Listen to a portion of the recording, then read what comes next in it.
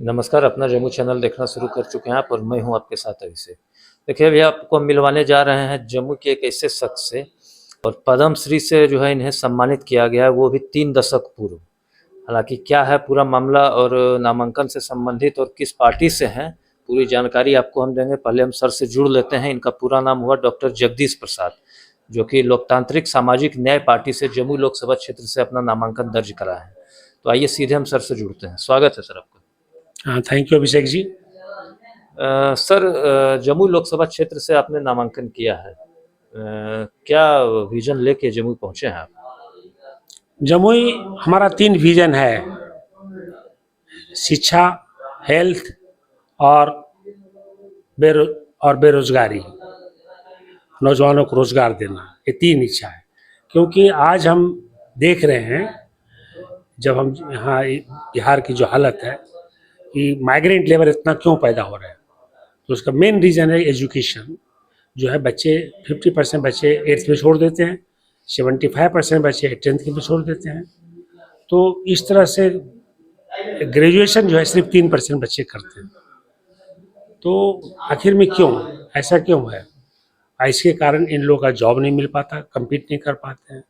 सरकारी public school बन गया है जो अमीर लोग के बच्चे पढ़ पाते हैं, गरीब लोग को बच्चे उतना जो अच्छा एजुकेशन नहीं मिल पाता। तो हमको नीति को बदलना है, एक तो कारण ये है। दूसरा आपका देखिए, जमुई इतने लोग मेंबर ऑफ पार्लियामेंट बने, बहुत सब बने। मैंने पूरे बिहार में घूमा, सारे अस्पतालों को देखा। आज भी सदर अस्पताल, जितने भी डिस्ट्रिक्ट अस्पताल हैं, ना तो कहीं कार्डियक आईसीयू है, ना कहीं इमरजेंसी आईसीयू है, ना कोई अच्छा ऑपरेशन थिएटर है, ना कोई यहाँ पर आई का टेस्ट हो सकता है प्रॉपरली। तो ये जब सारी जो बेसिक चीज़ है, ये अगर अस्पताल पर नहीं है तो सरकार कर क्या रही है? क्यों क्यों नहीं एमपी लोग, मिनिस्टर लोग, नेता लोग सोचता है ये करने के लिए? और आखिर में हमारे बच्चे अगर बेरोजगार हैं, कम पढ़े लिखे हैं, तो उनके लिए तुमने क्यों नहीं नया उद्योग लाया? इतना हमारा एमएसएमई का प्रोग्राम है, लघु उद्योग का, मीडियम उद्योग का, बड़े उद्योग का। अगर उसको शुरू किया जाए, छोटे छोटे उद्योगों का, तो हम समझते हैं कि हमारे नौजवानों को नौकरी लग सकता है।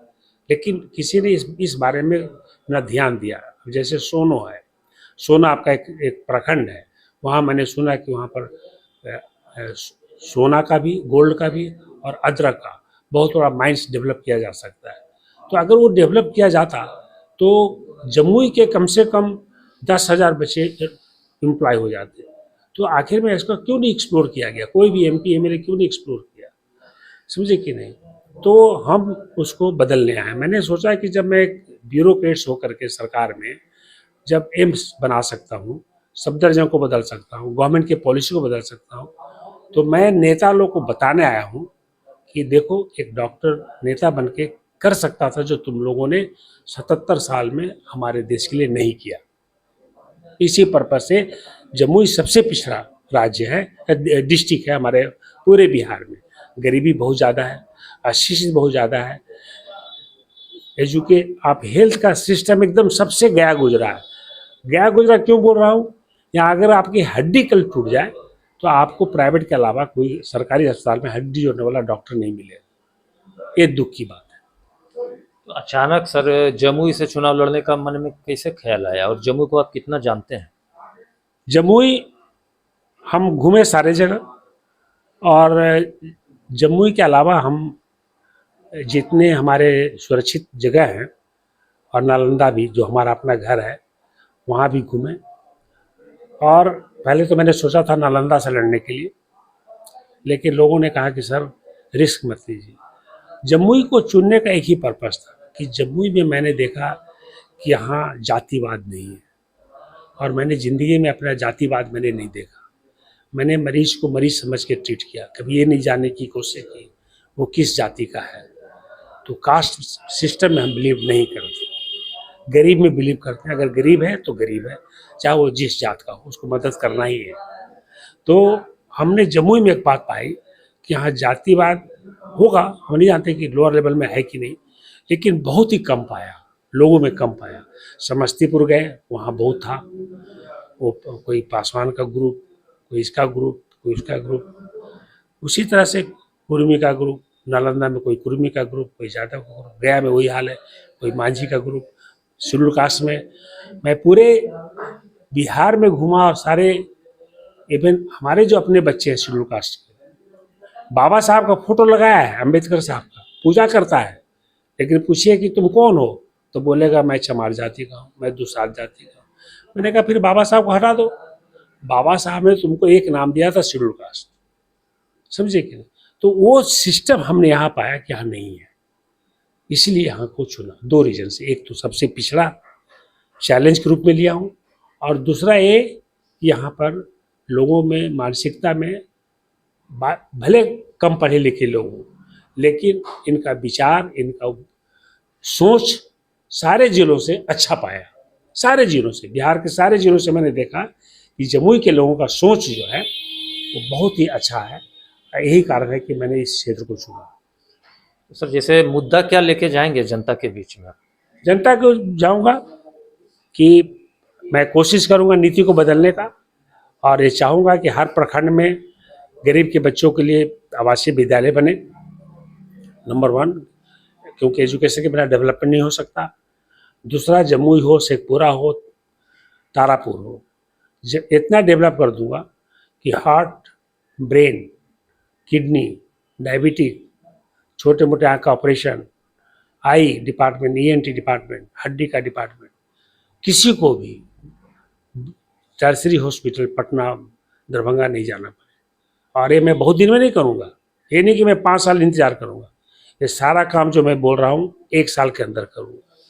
और मैं बता रहा हूँ, मैं अभी कल मैं सोना घूम रहा था, बेचारी औरतें, मुस्लिम औरतें बीड़ी बनाती है, 1000 बीड़ी बनाती है तो उनको 90 रुपया मिलता है।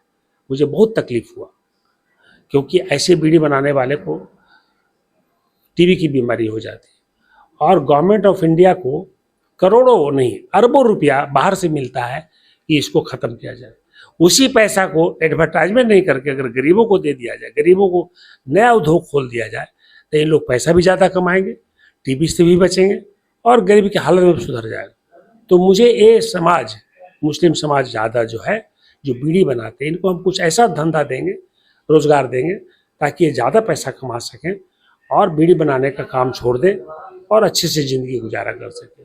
वो मेरा कल जब देख करके मेरा दिल दहल गया।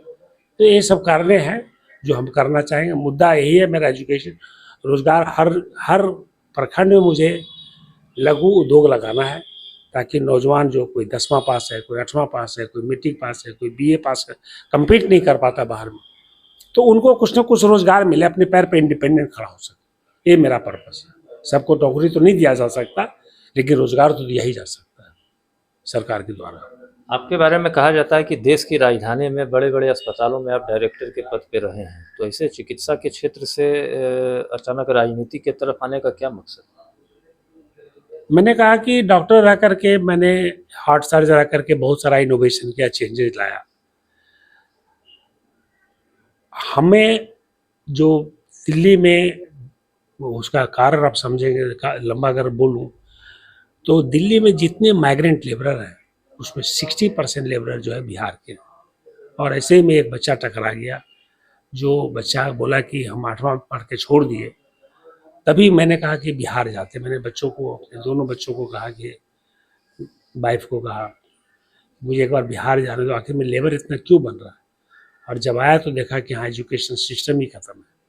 सबसे मिला, एजुकेशन सेक्रेटरी से मिला, चीफ सेक्रेटरी से मिला, वेलफेयर सेक्रेटरी से मिला, मंत्री से मिला। नीतीश कुमार जी तो मिलना ही नहीं चाहते, तो घबराते हैं हमसे मिलने में, क्योंकि मिलेंगे तो हम कुछ बोल देंगे उनको। क्योंकि उन्होंने जब बहाली किया, टीचर का बहाली, वो गलत ढंग से किया। अब आप ये समझ लीजिए कि जो आज एग्ज़ाम ले रहे हैं ना, वो मेरे कहने पर ले रहे हैं। हमने कहा कि ये कोई मूर्ख आदमी है जो टीचर की बहाली बिना एजुकेशन, क्वालिफिकेशन, इंटरव्यू का करता हो। तो बच्चे टीचर नहीं होंगे। एक स्कूल में नाम नहीं लेना चाहता, आपको बता रहा हूँ, एक स्कूल में गया और टीचर पढ़ा, एक क्लास में ही 1 2 3 4 5 जो बेसिक है, बेसिक एजुकेशन ही पटना मुख्यमंत्री के आवास से आधा किलोमीटर की दूरी पर एक स्कूल है, हवाई अड्डे की तरफ जाते रास्ते में। एक ही रूम में 1 से 5 क्लास के बच्चों को पढ़ाया जाता है। अब बताइए कि कैसा है नीतीश कुमार का मेंटलिटी। यही मैं बताना चाहता हूँ। इसी को चेंज करना है, इस सिस्टम को बदलना है। इस सिस्टम को बदलने के लिए हम आए हैं, यही मैं आपको कहने आया हूँ। बेसिकली पॉलिटिक्स में मुझे एक सिस्टम बदलना है। तो क्या ये सिस्टम बदलने के लिए सांसद बनना जरूरी है? हाँ, इसके बिना आवाज़ कौन उठाएगा, कौन करेगा? अगर हम डीजी नहीं बनते तो एम्स नहीं बनता। आप सोचिए ना कि 2003 में हमने लिखा, फाइल पड़ी रही, डीजी बने तो हमने तुरंत उसको इम्प्लीमेंट करवाया। तो संसद बनना जरूरी, आवाज़ उठाएंगे, आवाज़ से नहीं सुनेगा जन आंदोलन कर देंगे। अगर मेरी आवाज़ नहीं सुनेगी पार्लियामेंट, तो हम घेराव कर देंगे पार्लियामेंट को, घेराव कर देंगे प्राइम मिनिस्टर को, जो भी प्राइम मिनिस्टर हो। ये आपको करना है, नीति बदलना है। गरीब लोग गरीब नहीं रहेगा। गरीब लोग का भी शिक्षा उसी तरह से होना चाहिए जैसे डीएम, एसपी और अमीर के बच्चों को होता है। या तो स्कूल को सुधारिए, और नहीं तो आपका कोई राइट नहीं बनता कि गरीब के बच्चों को आप गरीब रखें। तो करेंगे, और हमारा जज्बा है, और हमने देखा है कि हम जहाँ सोच लिए वो हम करते हैं और करेंगे भी। चलिए, अभी एक सवाल और लेंगे सर कि आपके बारे में कहा जाता है कि 3 दशक पहले जो है पद्म श्री से सुशोभित किया गया था, वो क्या पूरा कहानी है? वो कहानी है कि एम्स में जाते थे मरीज, उस समय ज़माने में एम्स में ही ऑपरेशन होता था। एम्स में लंबा लंबा डेट देते थे, पेशेंट बेचारा मर जाता था। तो हमने जब लौटे यूएसए से, तो हमने उसको शुरू किया सफदरजंग में। तो एक रीज़न था कि सफदरजंग में कभी सर्जरी हुआ नहीं था, हार्ट सर्जरी। उसको मैंने कम लागत में और उसको सिंप्लीफाइड किया, मिनिमल इन्वेसिव में बदला। तो इन कारणों से सरकार ने एक हेल्थ सेक्रेटरी थे शंकरन, उनको विश्वास नहीं था कि हम यहाँ पर ओपन हार्ट सर्जरी करते हैं, क्योंकि वो एक तरह से समझिए कि जमुई जैसा अस्पताल था, देर नॉर्मल अस्पताल, मेडिसिन सर्जरी गायनी होती थी, लेकिन एक नॉर्मल अस्पताल था, स्पेशलाइज अस्पताल नहीं था। तो उनको भी बिलीव नहीं हुआ। तो उस समय उन्होंने कहा कि यहाँ पर हार्ट सर्जरी होता हो। फिर मैंने उनको अपने थिएटर में ले गया, हमने बताया, एंड देन इसका अवार्ड। अंत में जमुई लोकसभा की जनता को क्या मैसेज देंगे? जमुई के लोकसभा को मैसेज यही देंगे कि मेरे भाई बहनों, सभी बुजुर्ग, एक बार आपने नेताओं को तो बहुत चुना, एक बार मैं आप लोग को हाथ जोड़ के प्रार्थना करता हूँ कि एक बार एक डॉक्टर को मौका दीजिए और देखिए, जिस तरह से मैंने कार्डियक सर्जरी में, जिस तरह से मैंने डायरेक्टर होकर के और डायरेक्टर जनरल होकर के अपने फील्ड में काम किया, एक बार मुझे एमपी बनने दीजिए, और फिर देखिए कि जमुई को बिहार नहीं, भारत के मैप पर ऐसा ले आऊँगा कि जमुई हमारा नंबर 1 डिस्ट्रिक्ट होगा एजुकेशन के मामले में, हेल्थ के मामले में, और बेरोजगारी यहाँ करीब करीब ख़त्म कर दूंगा। और सबसे बड़ी बात और करूँगा कि लोग सुख शांति से रह सकें, प्रशासन को भी ठीक करने की कोशिश करूँगा। चलिए, बहुत शुक्रिया सर हमारे साथ बातचीत करने के लिए। तो ये थे जमुई लोकसभा से जो है नामांकन दाखिल करने वाले डॉक्टर जगदीश प्रसाद, जो कि अपने विचार रख रहे थे। बाकी इस वीडियो को फिलहाल हम अभी यहीं समाप्त कर रहे हैं। बहुत बहुत धन्यवाद।